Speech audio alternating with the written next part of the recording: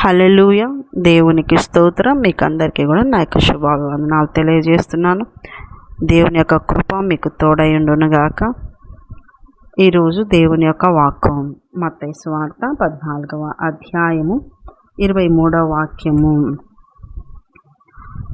ఆయన జన సమూహములను పంపివేసి ప్రార్థన చేయుటకు ఏకాంతముగా కొండ ఎక్కిపోయి సాయంకాలమైనప్పుడు ఒంటరిగా ఉండెను. దేవునికి స్తోత్రం.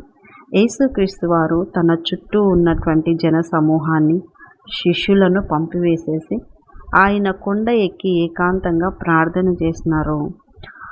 దేవుని బిడ్డలారా, యేసయ్య ఎక్కడ ఉంటే అక్కడ జన సమూహము ఆయన వెంట ఉండేది. ఆయనను వెతుక్కుంటూ వచ్చేవాళ్ళు. స్వస్థతల కోసమైతేమి, ఇంకా రోగాలు ఉన్నోళ్ళు, దయ్యాలున్నోళ్ళు అందరూ కూడా వెంట వచ్చి ఆయన చుట్టూ ఉండేవాళ్ళు.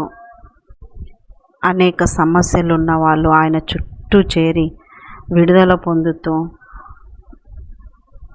ఉండేవారు. ఆయన చుట్టూ ఎప్పుడు జన సమూహం వెంట ఉండేది. అయితే యేసుక్రీస్తు వారు ఒకానొక రోజున ఆయన చుట్టూ ఉన్న జన సమూహాన్ని పంపివేసినాడు, శిష్యులను పంపివేసేసి ప్రార్థన చెయ్యాలి, తండ్రితో మాట్లాడాలని అనుకున్నాడు, ఏకాంతంగా గడపాలనుకున్నాడు. కొండ ఎక్కి ఏకాంత ప్రార్థనకు సిద్ధపడినాడు. ఏకాంత ప్రార్థన చేసినాడు. చాలా చోట్ల సువార్తలలో యేసయ్య ఏకాంత ప్రార్థన చేసినట్టుగా మనం చదువుతాము. యేసయ్య ఒంటరిగా తండ్రితో గడిపినటువంటిది మనం చదువుతాం. దేవుని బిడ్డలారా, ప్రార్థన చేయనప్పుడు విస్తారంగా ఏవంటే అవి మాట్లాడకూడదు. ప్రార్థన చేయనప్పుడు అందరూ వినాలి అని ప్రార్థన చేయకూడదు. ప్రార్థన చేయనప్పుడు నువ్వు అందరి ముందర మెప్పు పొందుకోవాలని విస్తార ప్రార్థన చేయకూడదు. వాక్యం సెలవిస్తుంది, ఉపవాస ప్రార్థన చేస్తున్నప్పుడు కానీ, ప్రార్థన చేస్తున్నప్పుడు కానీ నీ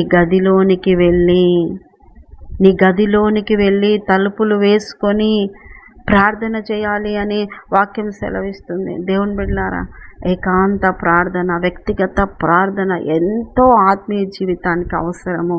వ్యక్తిగతంగా దేవునితో మాట్లాడడం అలవాటు చేసుకోవాలి. వ్యక్తిగతంగా దేవునితో గడపడం అలవాటు చేసుకోవాలి.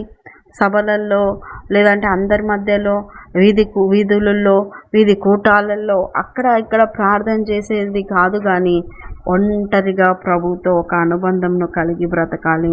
ఒంటరిగా ఆయనతో ఏకాంత ప్రార్థన చేస్తూ ఆయనతో మాట్లాడాలి.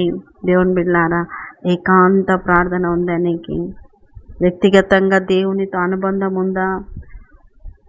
వేషధారుల వలె మరి అందరు ఉన్నప్పుడు ప్రార్థన చేసి ఒంటరిగా ఉన్నప్పుడు మాత్రం ఏమంటే అవి మరి లోక సంబంధమైన విషయాలతో, సెల్లులతో, టీవీలతో, ఫ్రెండ్స్తో, బంధువులతో కాలక్షేపం చేస్తున్నారేమో, సమయాన్ని వ్యర్థపరుచుకుంటున్నారేమో.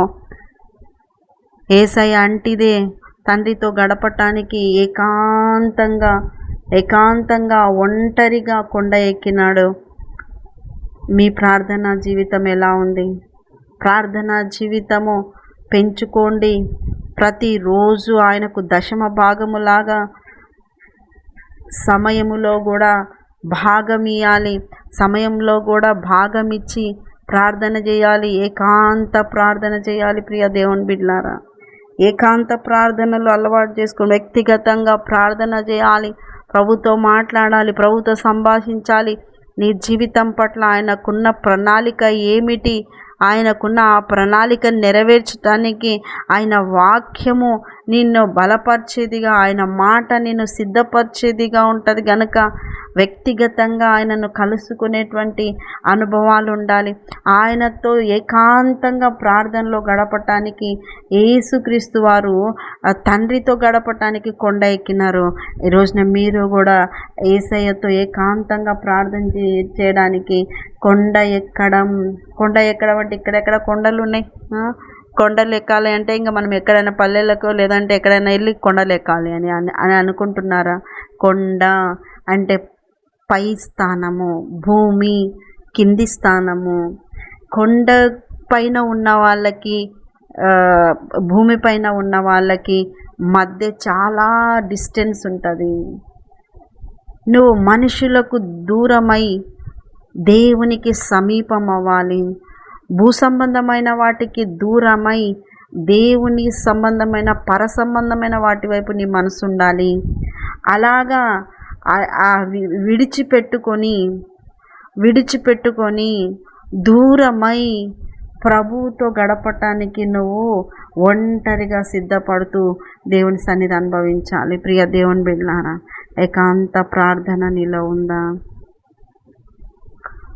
ఒక విశ్వాసిగా ప్రభుతో ఏకాంతంగా, వ్యక్తిగతంగా, ఒంటరిగా ఆయనతో ప్రార్థనలో గడపగలుగుతున్నావా? ఒంటరిగా ఉన్నప్పుడు సమయం అంతా వృధా చేసుకొని ఆ పనులు, ఈ పనులు, షాపింగ్లు, బయట, ఇంట్లో తినడాలు, చేసుకోవడాలు దీనికే సరిపోయిందా? మరి నీ జీవితంలో వ్యక్తిగతంగా దేవునితో గడపడానికి ఒక్క గంటైనా నువ్వు సిద్ధపరచుకోగలుగుతున్నావా? ఈ సమయంలో నేను ప్రభు దగ్గర కూర్చోాలి, ఈ సమయం ప్రభువుకే నేను ఇవ్వాలి, ఈ సమయంలో నేను ఏ పనులు పెట్టుకోవద్దు, ఎవరు వచ్చినా నేను వెళ్ళొద్దు, ఎవరు వచ్చినా వాళ్ళతో నేను ఉండొద్దు, ఎవరు వచ్చినా నేను ప్రభువుకి ఇచ్చే గడియలో నేను ఖచ్చితంగా ఆయనకి ఇవ్వాలి, ఆయనతో మాట్లాడాలి, వాక్యం చదవాలి, ప్రార్థన చేసుకోవాలి, ఆయన ఏం చెప్తాడా అని ఆశతో ఎదురు చూసేటువంటి రీతిలో ఆ యొక్క సమయాన్ని సిద్ధపరచుకోవాలి. దేవుని బిడ్డలారా, వ్యక్తిగత ప్రార్థనలు అలవాటు చేసుకోండి. ఒంటరిగా ప్రభువుతో గడిపేటువంటి సమయాలు హెచ్చించుకోండి.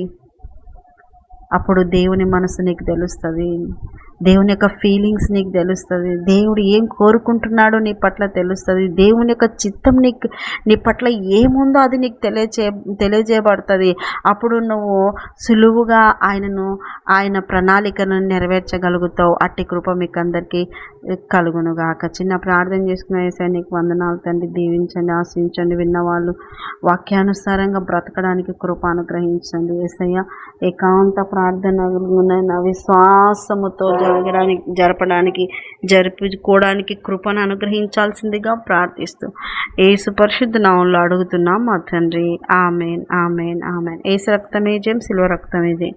ప్రవేశ నామానికి సంపూర్ణ విజయం కలుగునుగాక. Amen, amen, amen. Good morning. Praise Lord. దేవుడు మళ్ళీ దీవించునుగాక. ఆమెన్.